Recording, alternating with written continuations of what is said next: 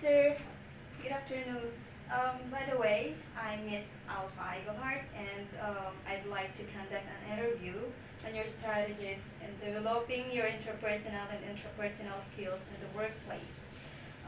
If you don't mind, can I ask you if can you tell me about a time when you had to work with a coworker that you didn't like or trust? Well, by now I've worked with many coworkers in many situations. Um, I worked with a coworker who asked me to do something, and we worked together on the same desk. And I asked him what the magic word is, and he said now. So, Mm-hmm. but he wasn't a bad fellow. But it's good to be polite. I've worked with abusive bosses before, and but as a contractor, I was always able to tell them about my feelings and leave if I wasn't happy. Overall, most people are just trying to do the job, and you Mhm. need to understand that they have their own stresses. And Mm-hmm. Okay. For the second question, when you've started a new job, how did you build the relationships with your coworkers and your boss? one thing is that nowadays many jobs are done remotely, so you do them online. You may never need to go into the workplace at all if you have experience. I would always make a point to go into the workplace when I started, even if it was far away, so Mhm. that I could meet my coworkers in person and also find out how to do tasks that were specialized that they already knew how to do, or if they had computer software problems that they could show me how to work around them. And that can save you an amazing amount of time when you're trying to figure it out instead of trying to figure it out at home. Mm-hmm. Your question was, how did I get along with them? Yeah. So you need to show empathy to their problems. You Mm-hmm. need to show inclusiveness, include them in your project if you can. I was a supervisor a lot, so you need to show inclusiveness as you build a team. Mm-hmm. You need to be responsive to their requests. They have problems and deadlines. They'll ask you for review, they'll ask you for assistance, they'll ask you for technical knowledge. You need to be responsive. Mm-hmm. Thank you, sir. Number three question: what difficulties did you experience in getting along with others at work? It's all those items we just mentioned. If there's a failure on their part to do them, it's an immediate problem. I did a lot of work as a contractor for big companies, AT&T, for Mhm. instance. AT&T has a bad habit of treating their contractors not respectfully, and not always, but many times, if there's a problem, it's because of the contractor. If something worked out great, it's because of AT&T. And that attitude makes it hard to get along with your supervisors when it's part of the culture of AT&T, I'm sorry to say. Mm-hmm. Number four: do you prefer to work alone or to own a company, and why? I prefer to work alone just because for what I did, it wasn't necessary usually. Once I got started, once I got a list of sites that I had to be responsible for, then I had to do it. Mhm. Nobody else could do it for me. But I have my own company, so I guess the answer would be I prefer to have my own company.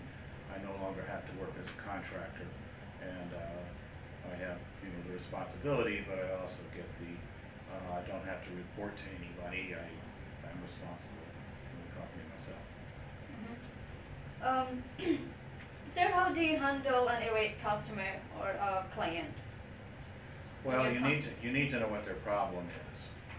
You need to see what their concern is. Maybe it's something you aren't aware of. You need to see if they have a legitimate concern. You need to figure out if you can address it, Mhm. or is it many times in my line of work they'll be upset with. I work in wire wireless telecom, they'll be upset with the carrier about something. The carrier's contractor punched holes in their roof by accident. They're very upset. Their building now leaks. I had this happen in a hospital. Very, very upset. They're very upset. I'm the next person they saw. I was there for totally another reason. It had nothing to do with the construction. So I need to figure out how to get a hold, if it's difficult, of the contractors and see what we can do to fix it. So you need to figure out if their concern is legitimate, if you can fix it. And also, for one of the other things I would do is give them references from past clients who were happy with my work, so they could understand that in the end, it worked out well and both parties, well, me and the client, were both happy.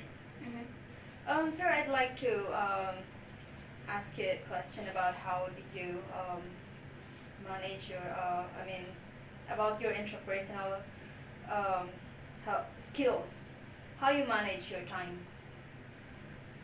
It's mostly goal-oriented, and for what I did, I might have anywhere up to 80 sites, although usually 20 would be more likely they're difficult.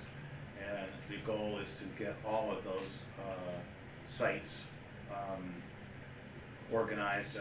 They go through a process where you have to get a lease, and then they have to have an architect and engineer do drawings and so on. So you're moving through a process that's like a line, and you're doing it on 20 sites at the same time.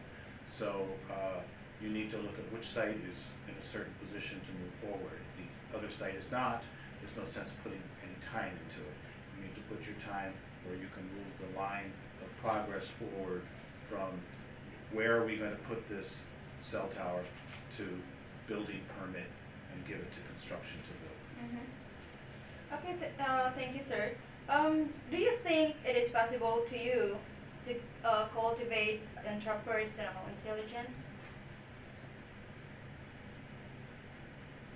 It should be.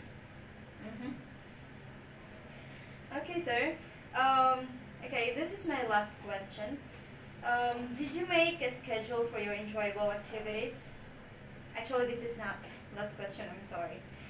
This is second to the last. Again, did you make a schedule for your enjoyable activities? Not so much.